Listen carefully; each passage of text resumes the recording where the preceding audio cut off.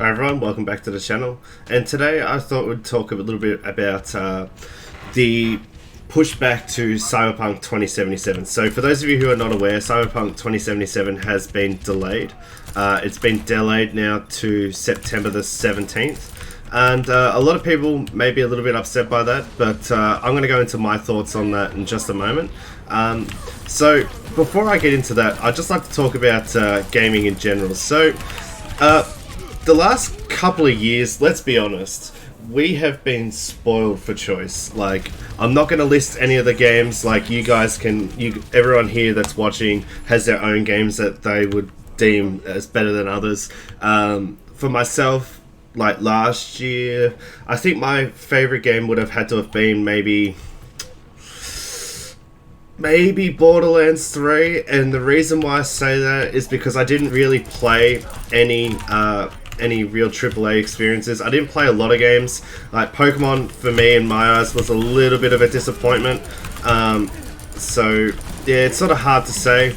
I'm sure there's plenty of people who found an absolute gem of a game last year and absolutely loved it. So you know what I'm talking about. You know the gist of it. So as I said, like the last couple of years, we have been absolutely spoiled for choice. Like, no matter what sort of game you play, there is something for you, and it's just a matter of either waiting for it to come out, or, you know, if it's a game that you've been playing for the last couple of years, just re-experiencing and enjoying it.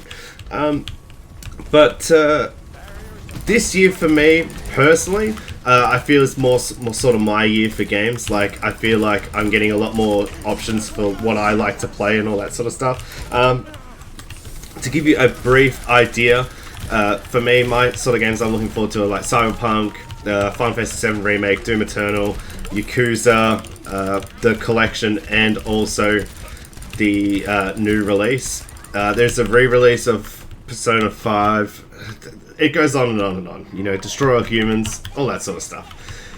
So, with Cyberpunk being delayed, I, for one, am in the thought process of I would much rather wait and get a finished product than have a game come out and be sort of half baked.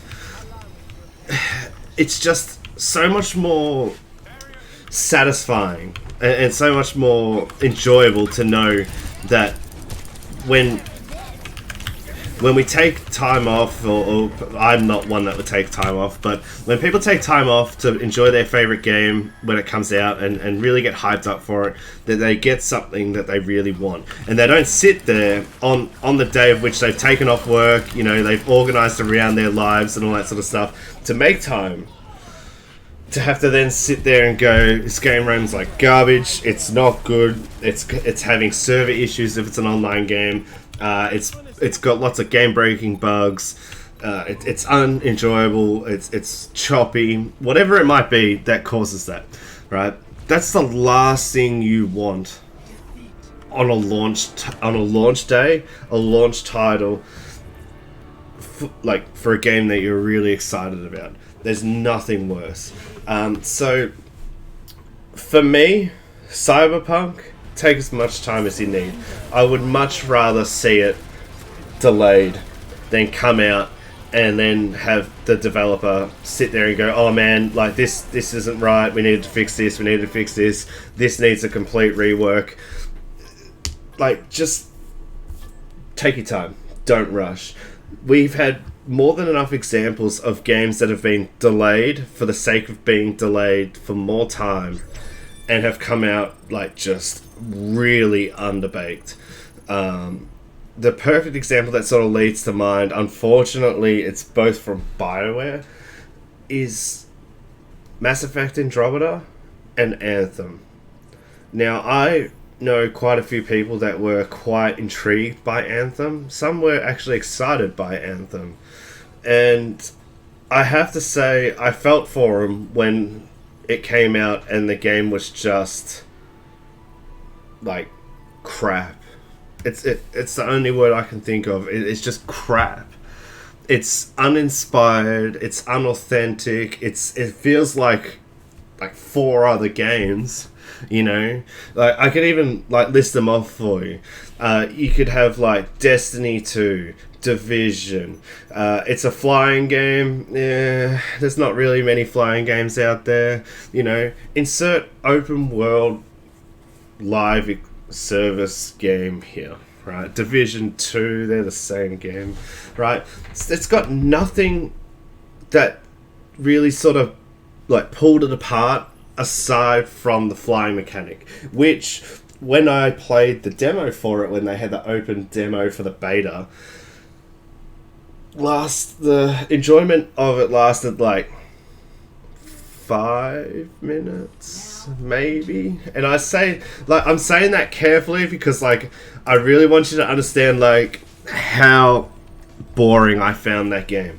And it was just like I remember sitting there, it was like 11 o'clock at night, and I just sort of sat there and I'm like, is this it?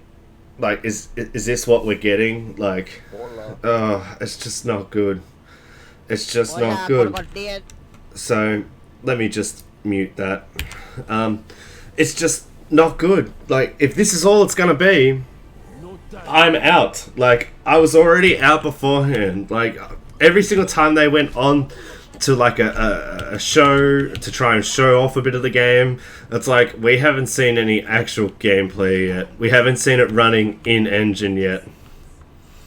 And it's like a few months away from launch. Like, no.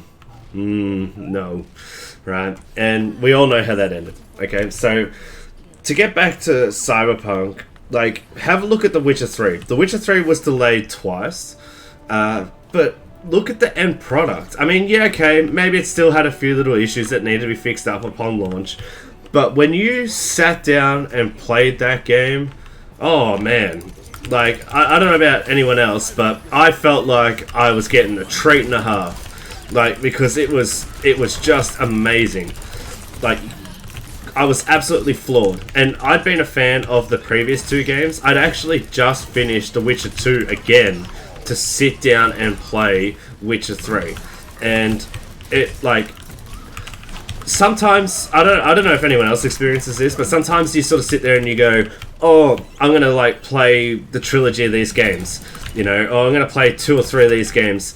Like, let's say like Uncharted, Mass Effect, all that sort of stuff. And sometimes when you get to that second or third game, you sit there and you go, man, I've just been playing too much of this genre. I sort of want to mix it up a bit. I'm a little bit fatigued of it. And you go on and play something else. I have to admit, I have never experienced that at all with Cyberpunk, with The Witcher. Not once have I ever felt like, oh man, I just really want to stop and play something different. And I think that's really important because, like, that's at a credit to, like, the developer, and it's like well deserved. Like, it's genuinely deserved because, like, it's just such a polished product. And it makes you sit there and get, appreciate and experience the experience, and be thankful that you, for one, had the privilege and the enjoyment of playing such a defined and finished product.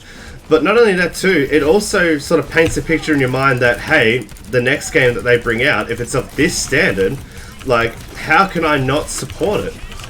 You know, and the more I sort of think about that with Cyberpunk and The Witcher and all that sort of stuff, the more it just makes me more excited and happy for them to take their time and bring out that awesome product. I would much rather see it come out in September and be perfect than come out in April, and even from the developer turn around and sort of go, oh, I wish we'd done a little bit more with it, I wish we'd fix this up, polish this up a bit. You know, it's the last thing you want to see. So, not only that too, but earlier I did say that we are spoiled for choice. Now, I'm going to speak personally for a minute. I personally am looking forward to, there's a few games this year, I must admit. Cyberpunk obviously is one, Final Fantasy VII Remake, Doom Eternal, Destroy All Humans, like if that comes out this year, I'm not sure. The Yakuza series, both the collection and also 7, the new one. So like for me, I'm sort of sitting there going, man, there's so many games, like how am I going to get time to do all this? And I'm sure there's a lot of people in my boat as well who don't have all that free time to sit there and dedicate to like every release that comes out. You know, not even people like who do streaming and all that sort of stuff have that time to just bring out, like, just pump out every single game. If you stream, you really want people to experience a couple of games and get a good feel for them. So when I heard, first of all, that Final Fantasy VII was being delayed, I was like, oh, okay, perfect. This actually might give me a bit of time to play a little bit of Cyberpunk, like complete the hell out of Doom, and then like settle down maybe at the end of the year with Final Fantasy VII. And I was like, oh, perfect. And then I found out it was coming out in April. I was like, oh no. So now, like, Final Fantasy VII I'm going to purchase, but I'm going to get stuck because now it's right on top of Cyberpunk. And I was a little bit... I know it's going to sound weird, but I was a little bit upset because I really want to give these 3 games my time and attention, and I want to sit down and enjoy them for what they are. And the more I sort of look at it, the more I want those games to be good. And like, I mean that genuinely. And same thing with like any game that you're excited for. I hope for your sake that you really get everything out of it, because I want you to have a really great 2020. But as I said, I was quite disappointed because like I didn't want them so close together. You know, I'd be getting all 3 of the games that I was the most excited for, the ones that I was going to buy on launch, within a month. No, it's not. It was just insane. So hearing that Cyberpunk is now being pushed back, oh, what a breath of fresh air. I mean, oh, game of the... Yeah, take that, everyone. Sorry, I just enjoyed that. But hearing that now I can smash through Doom, play it through 2 or 3 times, and just really, really love it, and have a really good experience, and then like settle down a little bit into Final Fantasy VII, it makes me happy knowing that I'll probably get a chance to actually finish Final Fantasy VII before Cyberpunk comes out. You know, because otherwise, like, Cyberpunk, from what we've heard of it, it's like, oh, we're gonna get multiple endings, class story, different classes, like multiple endings to each sort of story. It's like, if you really like the game and it's got multiple endings and it's all these little differences that you want to see, that's time. Like, that's a big investment. And to know that I can finish the year on the game I'm probably most excited for, like, spoiler alert, at the end of this year, I'm going to be doing I'm going to say top 10, but it might be top 5 of best and worst games of this year. Spoiler alert, I really, really honestly believe that Cyberpunk is going to be number 1. If I'm wrong, I will certainly change its ranking. If it's terrible, it will not turn up obviously on my list, but from what I've seen, what I've heard, what I've sort of read about it, I mean, and with the idea of it coming from Witcher 3 or the Witcher series into this, with the detail that they have always put through, oh, it's gonna be hard to convince me otherwise. So with that, CD Projekt Red, I hope maybe one day you'll see this video. If not, that's okay. If you're watching this video, let me know. Would you rather see the game come out on April the 16th, I believe it is, with all these little things that need to be fixed, or would you much rather see it, like myself, come out September 17th, swinging. Like, and when I say swinging, I think it's going to be quite the swing. Thor, you got nothing on this. Alright? So, let us know what you think down below. Please give this video a like, comment with your most anticipated games for 2020. I would love to hear what you're looking forward to most. And don't forget to subscribe to the channel for more.